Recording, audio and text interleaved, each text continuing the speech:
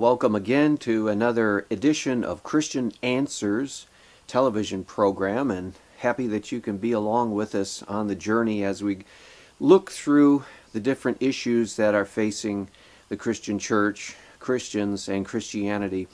And we deal with them, we try to explain them, open up a conversation about them. And today I'd like to address some questions on Christian Answer program about the whole issue of abortion and the pro-life movement and the anniversary of Roe v. Wade. It's been over almost 40 years ago that the Roe v. Wade decision was handed down by the Supreme Court, and what that basically did was legalized abortion, or rather the killing of innocent babies in the womb in all 50 states.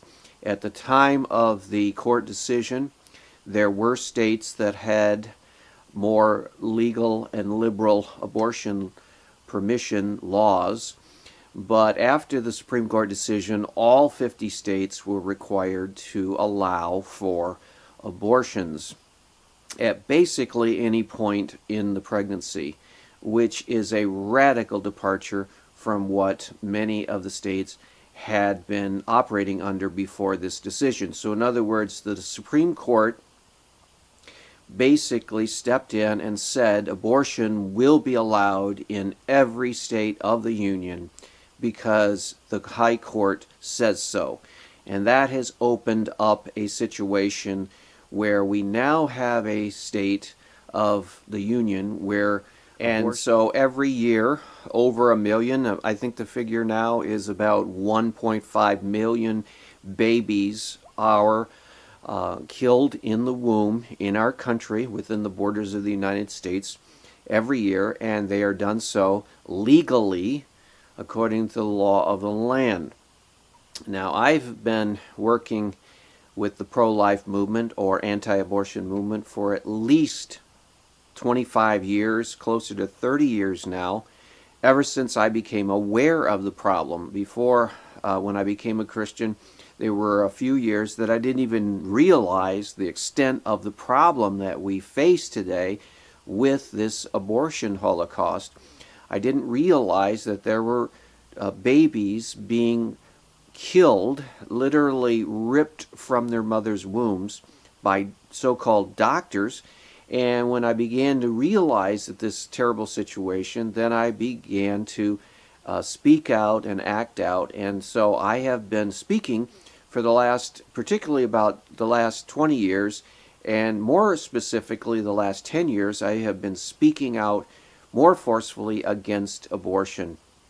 And I have to say that the condition, the basic law of the land has not changed over the last 30 to 40 years. It's still the same.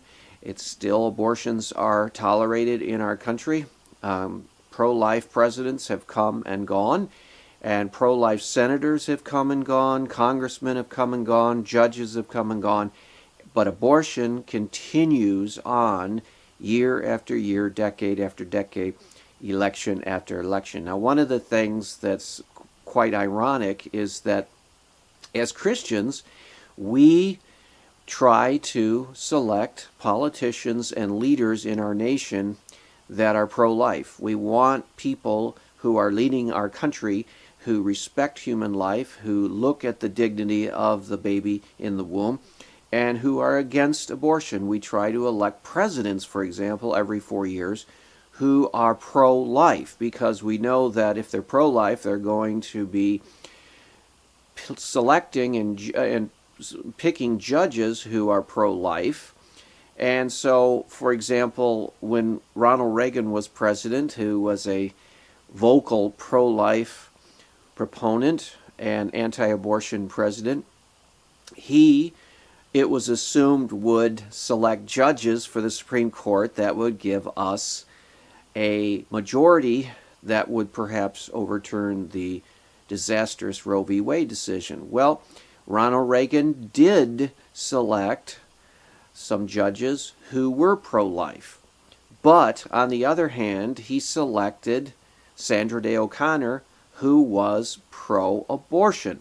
So here you have a situation of Christians working like crazy to get a president elected and then reelected, and on the premise that he would be selecting good, solid judges who would examine and even reverse the Roe v. Wade decision and stop abortion from occurring in the United States. Well, he was elected by Christians under that assumption, and yet he selected a woman judge who, in fact, voted for the continuation of the same Roe v. Wade decision that Christians were working against. So that is an irony of history, and it shows us as Christians that it doesn't matter who you have in the office.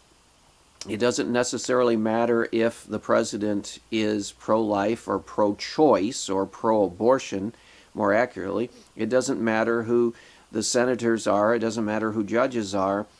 The forces in our society today are anti-life. They are pro-abortion. And so the forces are going to push for the continuation of abortion, no matter what the politicians say, no matter what the parties say. Another example is that the Republican Party, for the last 20-some years, last 2 decades, has been in name, on paper, pro-life and anti-abortion. And every 4 years when the president is elected and reelected, the Republican Party stands on a platform of pro-life. And so as Christians, we might get excited about the fact that the Republican Party is pro-life. But what happens is that when Republicans are elected, 9 times out of 10, the abortion issue is silently pushed to the side, and it is no longer any kind of priority, and so nothing much happens as far as reversing Roe v. Wade or doing anything as far as stopping the abortion holocaust that's taking place. Like I said before, Republican presidents have come and gone. Republican presidents and senators and congressmen and judges have come and gone, and yet abortion is still with us. We can't seem to get rid of this plague. We can't seem to get rid of this Holocaust. Babies are killed every day, just as they were decades ago, slaughtered in the mother's womb. And it doesn't seem to be the case that politics, at least the political system so far, has done anything to stop that from happening. Whether Republican or Democrat, it seems to end up in the same situation, and that is Roe v. Wade continues to be the law of the land. So that's where we are right now as far as the pro-life cause is concerned. Now, there is some encouraging news. There is some good news on the horizon, and I'll explain that in our second segment of Christian Answers. So don't go away, and we'll see you back at part 2. Well, welcome to the second part of Christian Answers, and today we're talking about the pro-life movement. We're talking about the pro-life cause. We're talking about anti-abortion efforts. And I was mentioning in the first part of our segment on Christian Answers that Christians have been working for the last 20 or 30 years, ever since the disastrous Roe v. Wade Supreme Court decision. Ever since that day when abortion was made legal in all 50 states, we have been working to try to get this reversed. Well, we haven't been able to do that in 2 or 3 decades since that terrible decision. And I mentioned in the first part of the segment, it doesn't seem to matter who's in office. It doesn't seem to matter whether there's a Republican pro-life president or a pro-life senator in the Senate or congressmen that are pro-life. It doesn't matter if the Republican Party platform is pro-life. It always seems to come down to the point that abortion is here, and it has been here for the last 20 or 30 years. But there is a light at the end of the tunnel. There does seem to be some encouraging news, and what that news is that on the local level, on the state level, states have been successful in the last 5 or 10 years, particularly in curtailing the number of abortions done within their borders. And they've been able to do that, praise the Lord, through legal means and local laws that restrict when abortion can take place. There is no way right now with the Supreme Court's Roe v. Wade decision that states can totally do away with abortion. We wish that would be the case because it is murder. It is murder. Make no mistake. There is a human life that is taken by a so-called doctor. Actually, they are hired assassins. They are hired, paid money by someone, whether that's the state or the federal government or the private individual. They're hired to kill a baby in the womb, just as if someone were to hire an assassin to kill someone in society. We saw in the papers recently around the Detroit, Michigan area, there was a man who hired an assassin to kill his wife, and the assassin actually did carry out that terrible deed and killed his wife, and he paid the person to kill his wife. Well, abortion is paid murder, paid for killing, hired, paid murder for hire, and the doctor, the so-called doctor, does that, and he is paid and he kills just as surely as a mafia hitman kills and is paid for his dastardly deed. Well, there are some encouraging signs, though, on the state and local level as far as the pro-life cause is concerned. There have been laws that have restricted and in some cases greatly curtailed the number of abortions performed within the boundaries of a state and within the boundaries of counties and sort of local municipalities. And these are being done by legislative efforts to restrict who can have an abortion and at what term this abortion can take place. And the most heinous crimes, the terrible, the most awful abortions, of course, are these late-term abortions. And the famous abortion butcher associated with late-term abortions was George Tiller, who was performing these in the state of Kansas at record rates, and he would kill a child in the womb all the way up to 9 months, just before the baby was due to be born. This doctor, Tiller, would basically rip the baby out of the womb and kill the baby, sometimes leaving the baby to die outside of the womb. This is an awful procedure, the late-term abortions, but make no mistake, whether it's a late-term abortion or an early abortion or in-between abortion, it is still murder in the eyes of God. It's still murder according to Scripture, and it's murder according to every Christian who thinks about it and reflects on it. It is still murder, and it still must be stopped. But there have been efforts in the last few years, thankfully, that have restricted these gruesome, most gruesome late-term abortions. Many states have enacted laws against these gruesome late-term abortions that occur in the 9th month or 8th month or 7th month and 6th month, the last 3 months, the last trimester. They have passed laws that have restricted abortions to earlier stages of development. Now, even that is a terrible thing. Even those qualify as murder. Even those are still wrong, but at least we are making some kind of progress as far as stopping the abortion holocaust from taking place.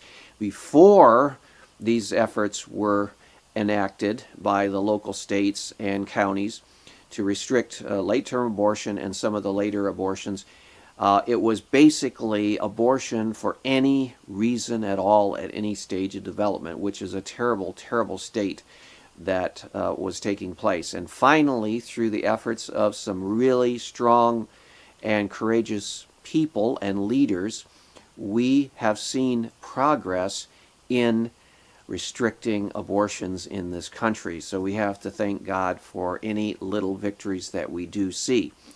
And we have to thank God that these politicians had enough courage to be able to pass laws that did restrict abortion in some sense. Now, We still have a long way to go because abortions are still taking place, and they are taking place over 1 million, close to 1.5 million every year, and that this needs to stop. But at least there is some good news coming out of this whole issue, and the good news is that abortions have been successfully restricted in many states. So it's not all bad news, it's not all doom and gloom. There is some positive news to rejoice about. There's some positive news to thank God for. Even though abortion is still with us, the curse of abortion is still the law of the land. It's not as bad as it was a decade ago or a few decades ago. It's not as bad as it could be, but still it needs to be totally reversed, and it totally needs to be eradicated, because this is something that civilized society simply can't put up with. We are living in a day and age where there are innocent children, innocent babies being killed openly in the United States, 1.5 million or so more every year, and citizens of this country, the United States, freedom-loving people, are tolerating that, and that is an intolerable situation. So we need to continue to pray, we need to continue to work to reverse this whole terrible situation. And we need to thank God, though, at the same time, that there have been some strives forward, there has been some progress in the pro-life cause. We have seen abortions restricted, and in some instances greatly restricted in certain states. Not all states. Some states are still have as wide open abortion situation as it ever has, but then in some other states, thank God, they have been successful in restricting abortions to a very, very, very narrow and limited condition, and that is a positive sign. That is a sign of progress in the cause of the pro-life cause. So don't go away. We're going to be back for the third and final segment of Christian Answers for today. Well, welcome once again to Christian Answers. This is the third and final segment, and we're talking today about the pro-life cause, the pro-life efforts. We're doing so because it is the first month of the new year, and we always want to take time to remember the anniversary of the terrible Supreme Court decision, 1973, January 22nd, Supreme Court decision, Roe v. Wade, handed down on high from the Supreme Court, that basically opened abortion wide open for every state, all 50 states, for basically any reason at all. The court there in the Roe v. Wade decision said that it found a right to abortion in the U.S. Constitution. Now, scholars have been scratching their heads ever since and saying, where is this right that the court said was in the Constitution?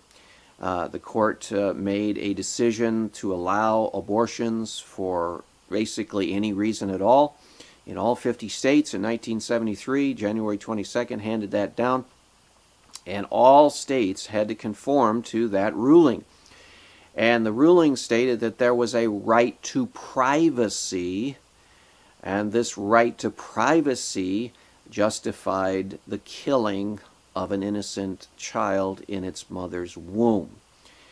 Well, again, scholars have scratched their heads and said, well, there doesn't seem to be any kind of right to an abortion in the Constitution, but no matter what, the Supreme Court says there was, and that's what we've had to live under for the last 30-some years.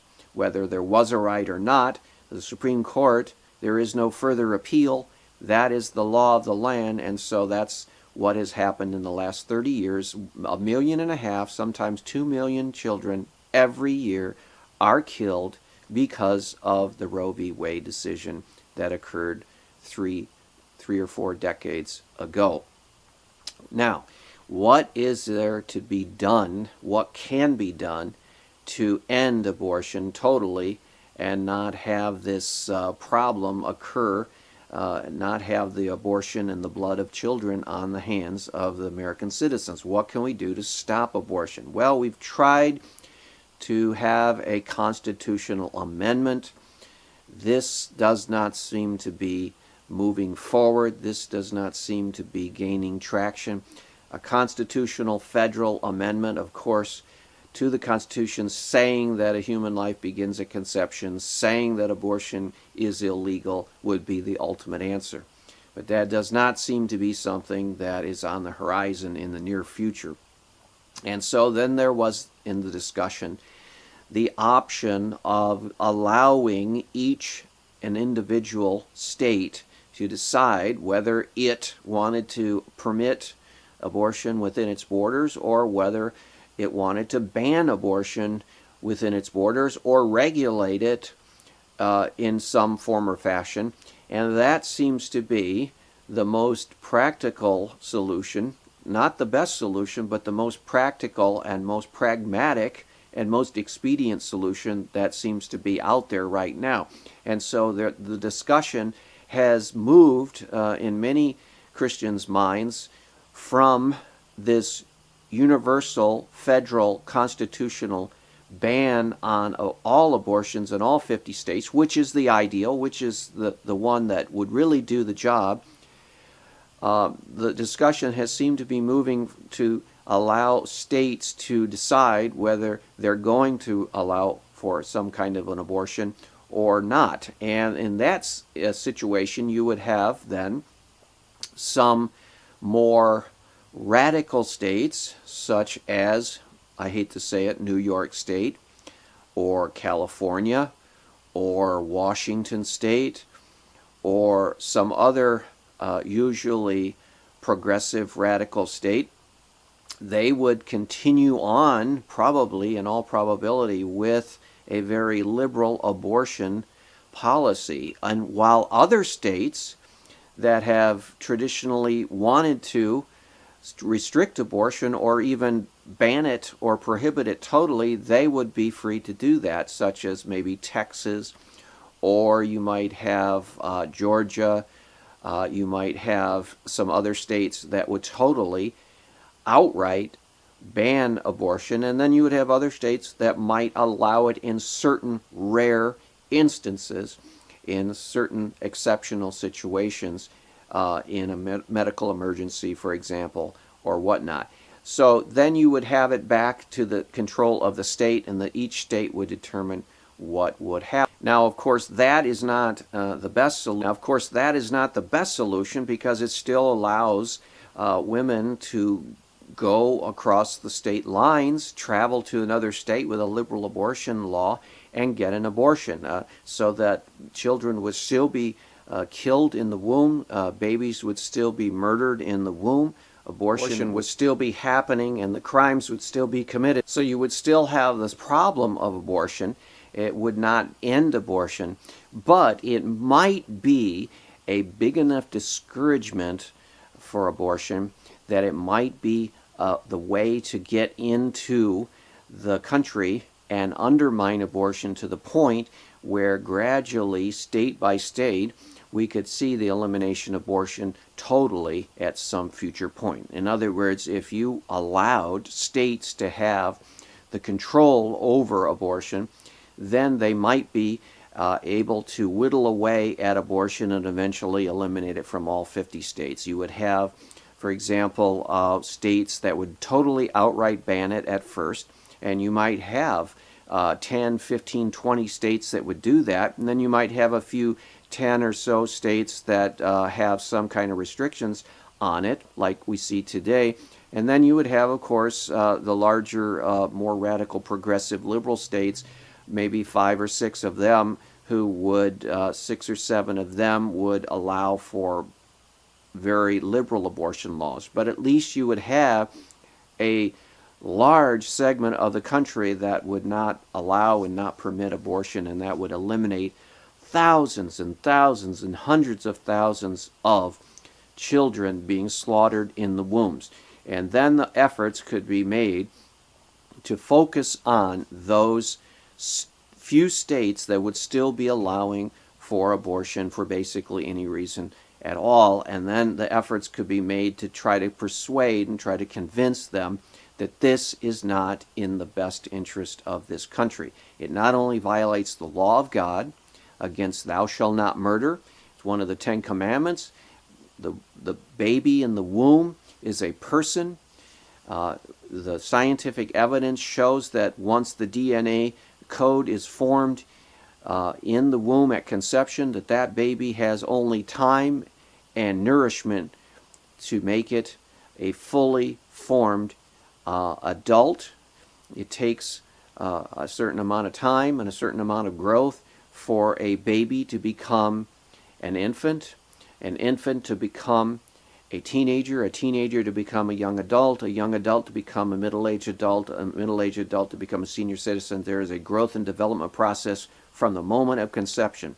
It is arbitrary and totally false to then say that something like the child in the womb can be killed at a certain stage and that's okay, but then another stage it's not okay. It's not okay at any stage because it's a human life, and God wants us to preserve human life. He made each human life in His own image, and He wants us to defend human life. Well, I hope that's helped you in your convictions to continue on. If you haven't already done so, to join the pro-life cause, speak out against abortion. If you're already doing it, strengthen that to encourage you to continue to speak out for the unborn. God bless you. We'll see you next week on Christian Answers. God bless.